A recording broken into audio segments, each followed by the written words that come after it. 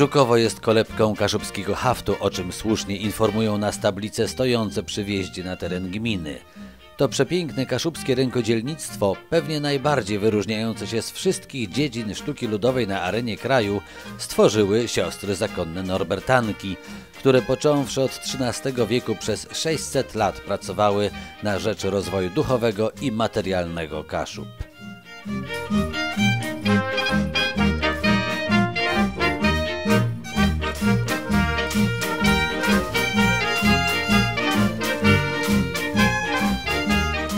Od Norbertanek kunszt ten przejęły w pierwszej połowie XIX wieku kaszubskie dziewczęta, zaś w latach międzywojennych przepięknie rozwinęły, przy pomocy zwłaszcza księdza Bernarda Gołomskiego, siostry Zofia i Jadwiga Ptach.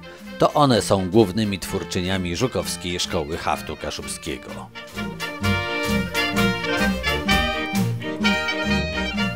No, ja pamiętam z dzieciństwa, siostra moja do sióstr Ptachównych haftowała. No i ona zawsze mnie wysyłała, jak coś nie wiedziała, to ona, ja tutaj przez Błotko, tu przez tory, tu przez Błotko, cyk, ja byłam u Ptachówien. No i jej przynosiłam te wiadomości. No i w końcu te siostry mówią: Wanda, te tak tu biegł kurz do nas, my se narysujemy, my se zrobimy serwetkę i te też ja weszejesz. Ja mówię, no dobrze. Wyhaftowałam, ale jak fajnie ty umiesz haftować, z ciebie jeszcze będzie hafciarka, oni mówią. Moja mama się u Zofii Jadwigi Ptach uczyła w ogóle haftu. Były bardzo dokładne przede wszystkim. Mama mówiła, zawsze musiała się żegnać przed drzwiami, tak się obawiała, czy ma też dobrze wyhaftowane. Tak dokładnie oglądały haft, czy jest dobrze wyhaftowany. No i wtedy, jak one założyły cepelię, to moja mama po prostu przeszła do cepeli, no i wtedy wiadomo, tam była narzucona norma i trzeba było haftować i moja mama mnie zawsze tak prosiła, bo już miałam je tak trochę wprowadzone, te gałązki, mereszkę. No i tam haftowałam do cepeli już wtedy lat 7 miałam.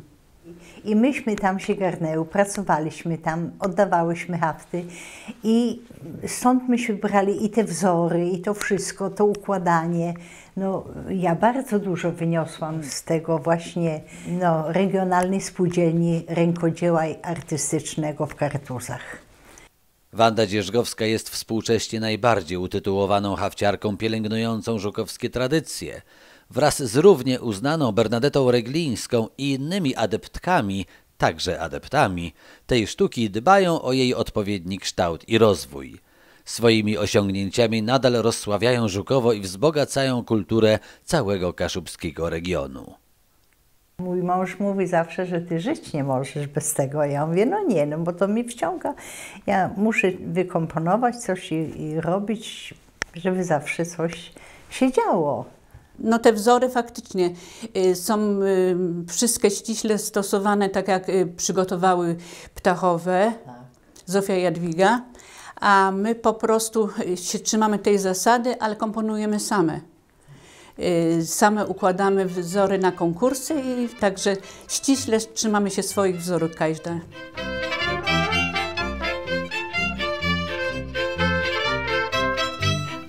Wzorem sióstr Ptach współczesne żukowskie hafciarki przekazują to dziedzictwo kolejnym pokoleniom. Odpowiedni grunt istnieje ku temu w szkołach podstawowych i gimnazjach. Sztukę tę chętnie poznają także uczniowie, których rodzinne korzenie są poza Kaszubami. Ja osobiście z Kaszub nie pochodzę, więc zaczęłam haftować, żeby trochę zająć się kulturą kaszubską, żeby zapoznać się z tym, jak haftowali kiedyś w Żukowie, bo wiem, że jest to kolebka kaszubskiego haftu.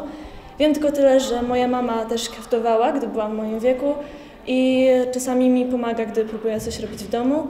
A sama zaczęłam haftować dopiero we wrześniu i swoją pracę także chcę wysłać na konkurs. Jak przyjdą chętnie same i to zaraz po pierwszych ściegach gałązkowych to się widzi, czy ma zdolności, czy chęci i raczej nagrody mają zawsze.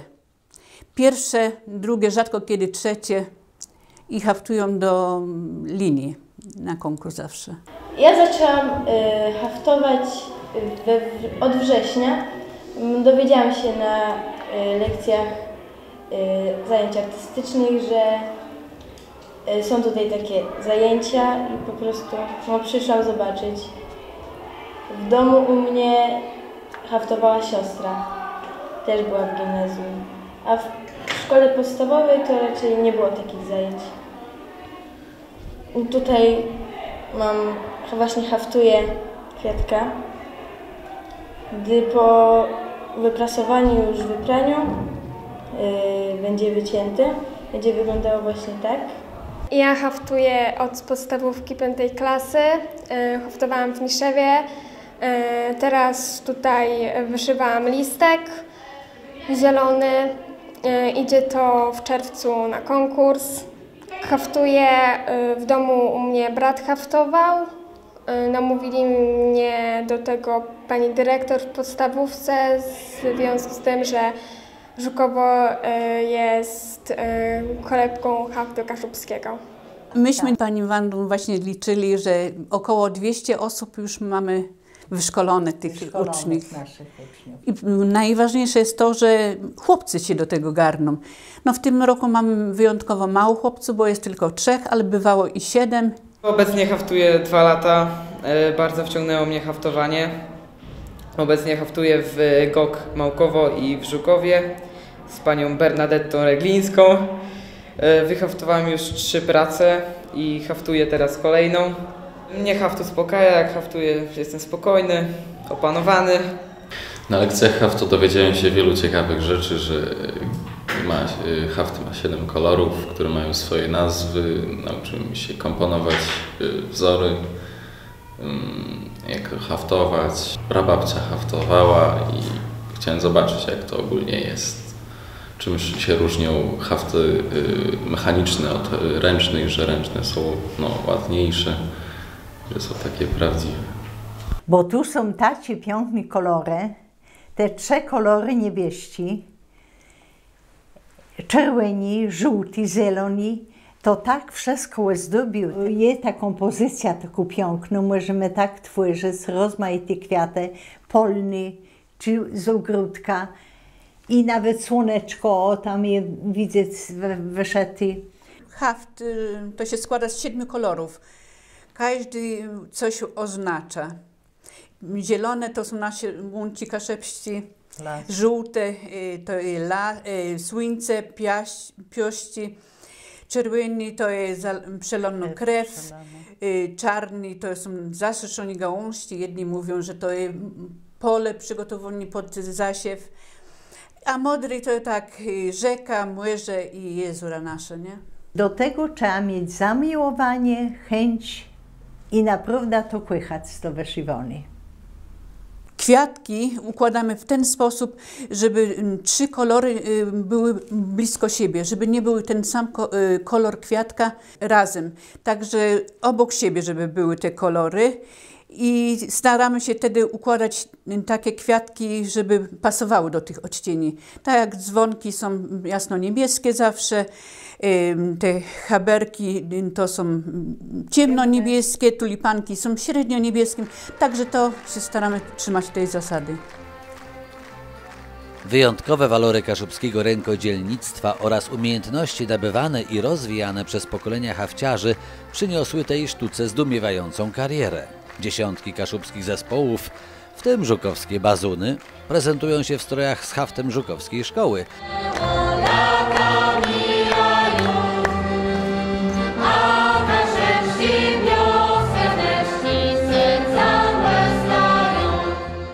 Motywy tego haftu obecne są w różnych zakątkach świata, w tym pewnie najwięcej w Kanadzie, gdzie mieszkają Kaszubi, którzy świadomie je pielęgnują i co roku urządzają konkursy haftu.